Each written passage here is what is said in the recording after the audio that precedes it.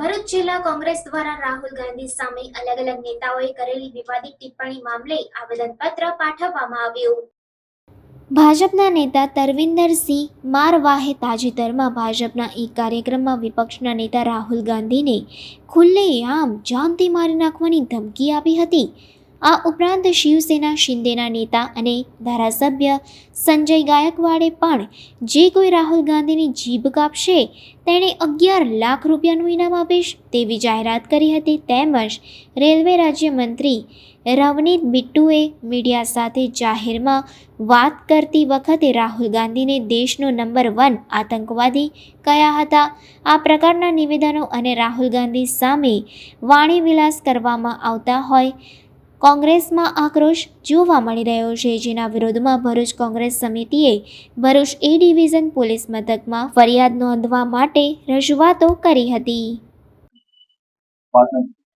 હિન્દુસ્તાનનું યુવાધન, જેને આવતીકાલના યુવાનો ભવિષ્ય જોઈ રહેલા છે, આવા શિક્ષિત યુવાન વિપક્ષના નેતા, યુવાનોના દિલની ધડકન એવા વિપક્ષના નેતા આદરણીય રાહુલ ગાંધીજી માટે આજે સત્તાધારી પાર્ટી દ્વારા ગમે એમ બેફામ ઉચ્ચારણો કરવામાં આવે છે।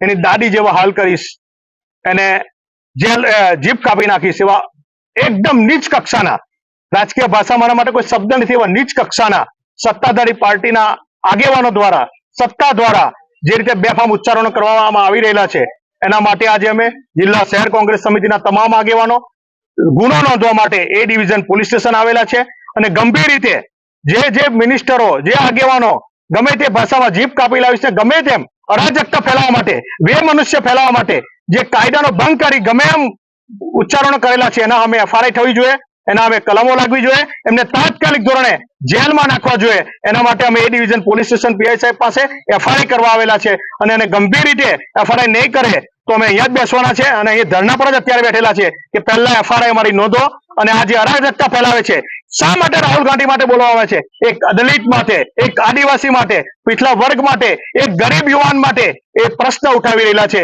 એ ગમતું નથી માટે મનુષ્ય ફેલાવી, કોમવાદ ફેલાવી, સત્તા ટકાવી રાખવા માટે ગમે એમ ઉચ્ચારણો કરવામાં આવે છે, એ કોઈ સંજોગોમાં ચલાવી નહીં લેવાય। એ નફરતની સામે મોહબ્બતનું જે પેગામ લઈને રાહુલ ગાંધી આવેલા છે, એના હિન્દુસ્તાન ચલાવી દેશે।